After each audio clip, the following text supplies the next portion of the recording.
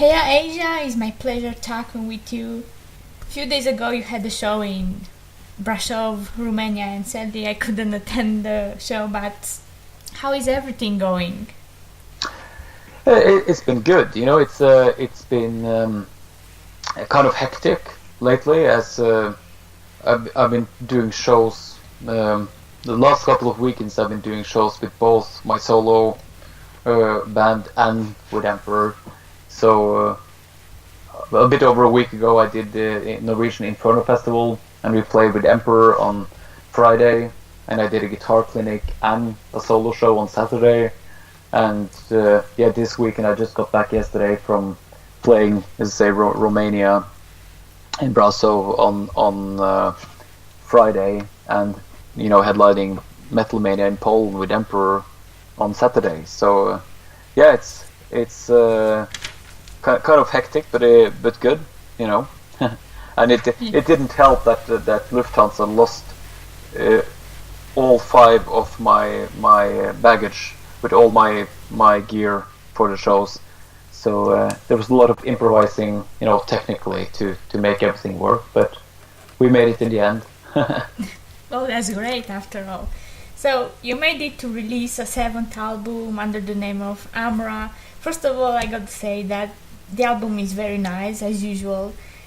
This album is more diverse. From the first track we can hear elements like progressive, electronic and even black metal. So how important are these elements in your music, and what inspires you to go this way all the time? Well, it's basically just an element of keeping myself excited, and it's very simple actually. That I've been able to do this for such a long time, and I've made so many albums that it could easily become like muscle memory and kind of repeating oneself. So, but that kind of would bore me, and I like to think that if I'm not like super excited about making the music, I can't expect anyone to be excited about listening to the music. So I constantly just try to find new inspirations and new ways of working that kind of keep that momentum of feeling that something is fresh and inspiring through the whole process. And I continually draw on different inspirations, but of course I don't kind of put all inspirations into every album. So every album I do, I kind of write up a framework for what kind of album I want to make, and then I kind of write music, and I kind of every new idea I kind of hold up to this original idea, and it's very easy to see if it fits or not. So basically, with the elements that I wanted, the kind of core atmosphere that I wanted for this album, it is for me. The album is kind of situated inside, as the cover artwork also suggests. So all the sounds on the album is also very much more intimate, and it kind of made sense to use. I wanted to explore analog synthesizers to a much bigger extent in the sound picture, also because it has that kind of claustrophobic vibe to it. Orchestral sounds are often more open and wide. So it's concepts like that kind of help me keep that excitement, and it's what I love to do, but I don't want to get stuck in a certain pattern and make the process boring for myself, because I think I would end up making just boring music. Yeah, indeed. So you got a guest on guitar for the song Arcana Imperii, and I'm talking about Fredrik Akesson from Opeth. So how did you come out to collaborate with him? Also, a rather simple circumstances. I mean, I've known Fredrik since we first met. I did actually my first live show as a solo artist. I did a support for Opeth in Oslo, and that's when after Fredrik joined Opeth, of course. So I've known Michael since the mid-90s. So of course, always been a fan and always followed Opeth. And we constantly meet up, on festivals and around the world, as is typical for this. Honestly, both me and Fredrik, we're the same age. I guess we both have many of our favorite guitar players from back in the 70s or 80s. But honestly, he sailed up to become one of my absolute favorite guitar players. His choice of tone and his choice of notes and melody, and just he's just an amazing player, not just technically but aesthetically. So last time we met, we were playing with Opeth and Emperor at Loud Park in Japan, and as we often do, we were talking guitars and music, and I told him how I felt about his playing, and I said one day I might call you. It'd be great to have you, contribute a solo or something on the track. And he said, anytime, I'm all in, which of course was great. And basically I sent him the song. He had recently bought a kind of a vintage Gibson SG that he wanted to try out, and he did a solo in his studio. Which is, all these things are so easy to do now because of the technology. Exactly. But obviously he did an amazing job, and I was so happy and absolutely honored to have him, featured on the album. Yeah. Well, each album release has something special, and you always like to experiment new stuff, and the results were and are amazing. Thank you. Since I heard the news you will release a new album, I was wondering and I was curious how it will sound again. So I say it again, it sounds amazing, and you won't stop here. No, hopefully not. I mean, obviously I started out very early, as we signed with Candlelight with Emperor when I was 16. Yeah. So I was very lucky to kind of get into that line of work very early on. But still, I'm 42 now. But looking at bands like Judas Priest or Iron Maiden or any of those who are still kind of going strong, I feel I'm only halfway. Yeah. Well, when you started the band, actually, I wasn't even born. Yeah, I know. That makes me feel very old. I know, but yeah, it's. I was very privileged to be able to do this, from such an early age. And there's a lot of, just lucky coincidences that it's kind of against all odds that I ended up having a music career. I mean, what other bands, what kind of bands do you know from Norway who are actually successful bands? That it's maybe Aha.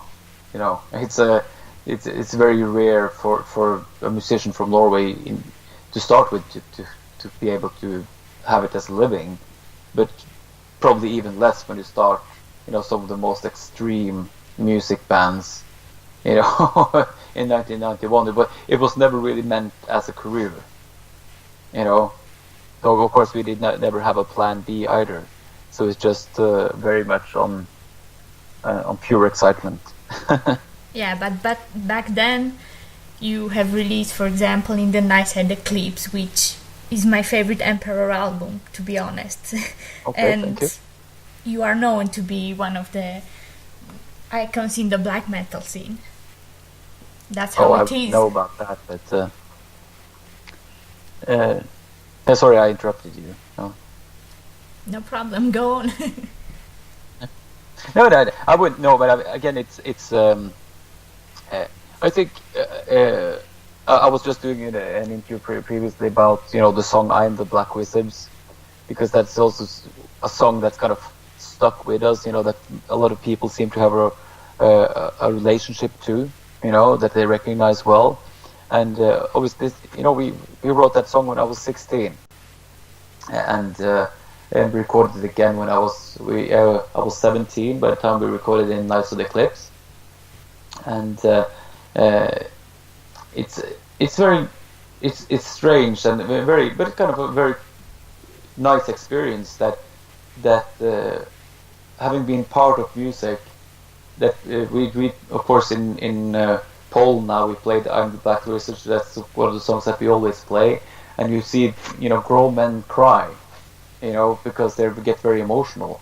And I think it's in a similar way that some of my favorite music, or listening to, going to an Iron Maiden show and hearing my favorites from back in the day, it has a huge emotional impact on me. And so I think, but as you mentioned, like an icon of black metal, I think it's I differentiate very much about the music, and the music kind of once it's released, it kind of lives a life on its own. But it has nothing to do with me as a person. It can sometimes be very, very strange to, like, in the capacity when we're there playing and doing autographs and signing sessions and selfies and being a representative of very much kind of emotional focus.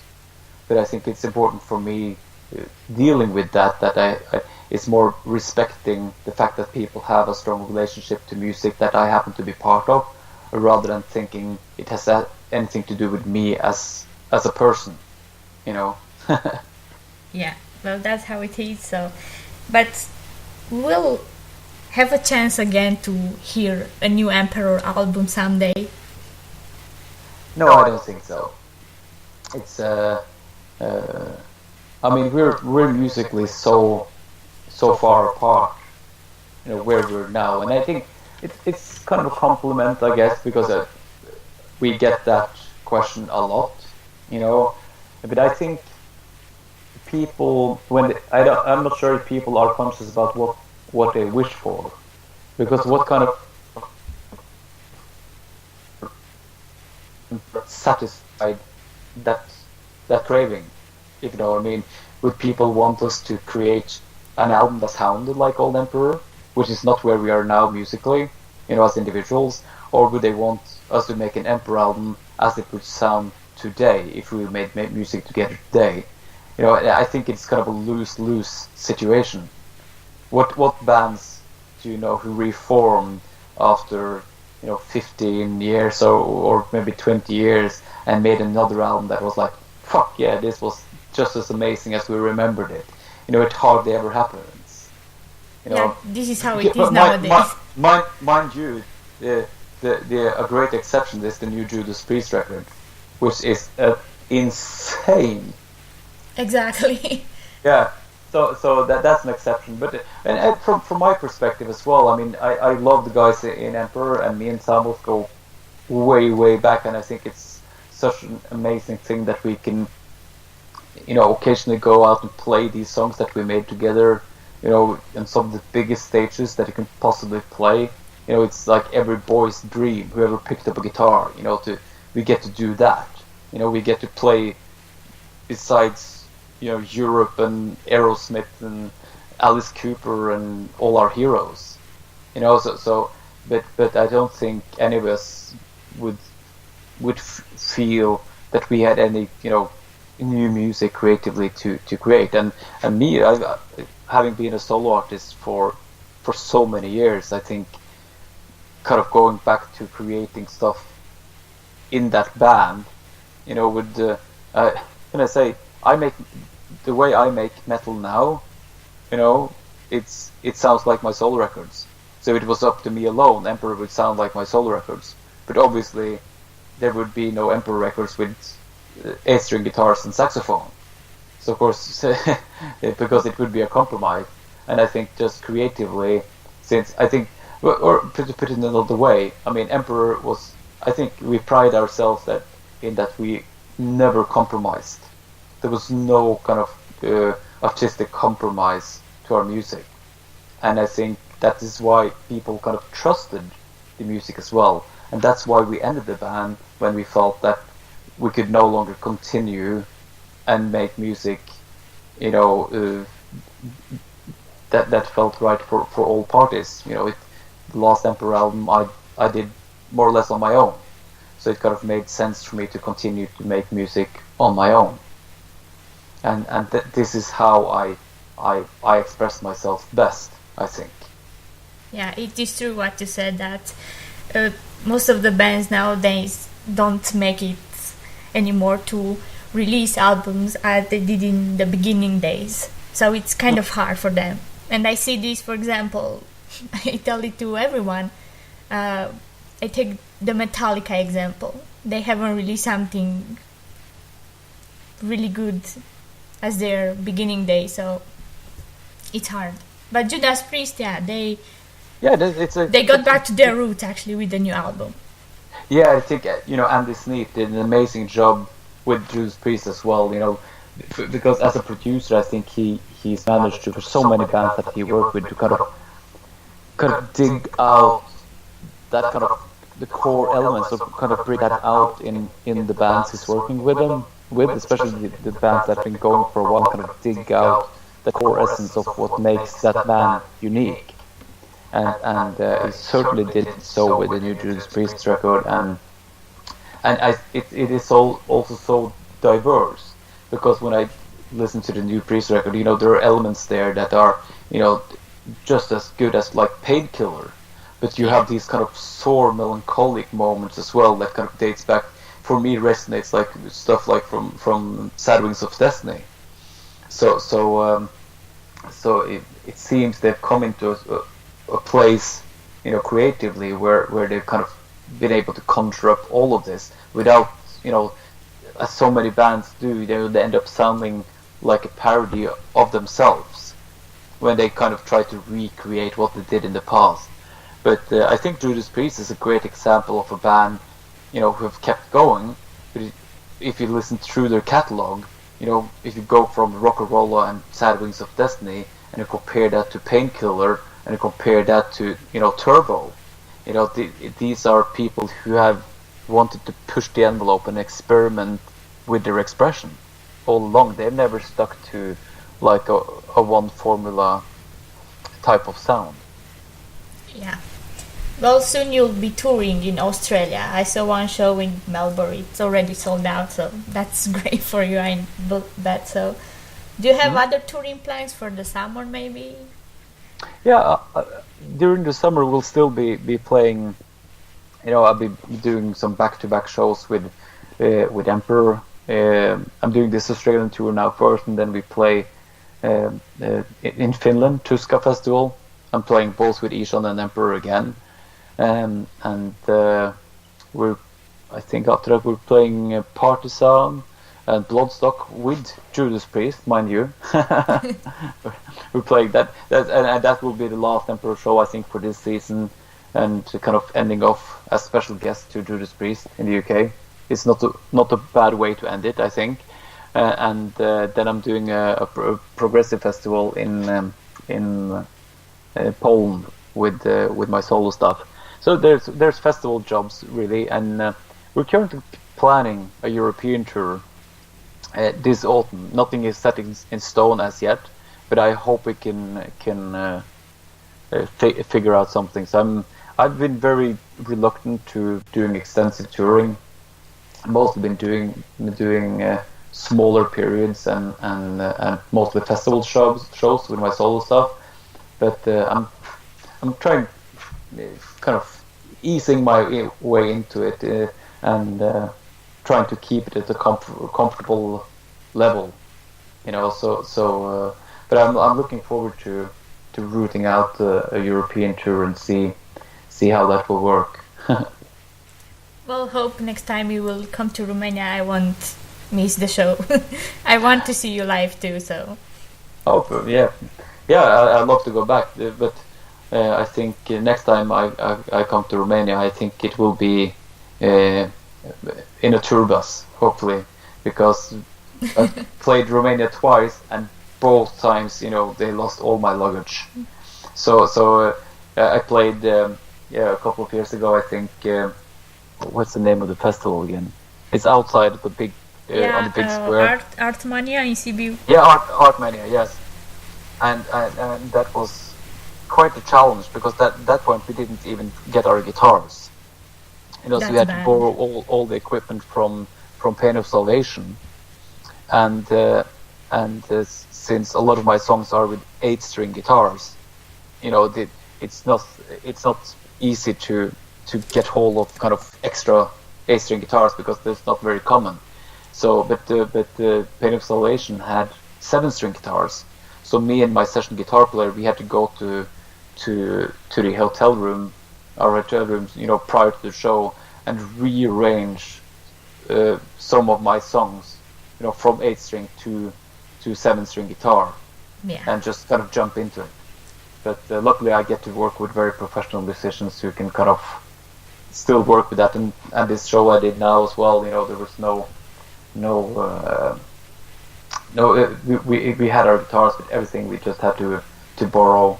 But I kind of put my pride in never canceling, because when I travel there, and I think all the fans who bought tickets and everything, I think everyone should do their absolute best to make the show happen.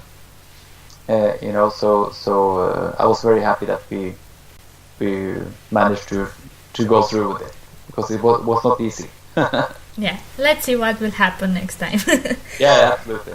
Well, once again, it was my pleasure to have this chat with you. Thanks a lot for this interview. Cheers from Antichrist Metal Zine. Well, thank you so much for the support. Anytime. Okay.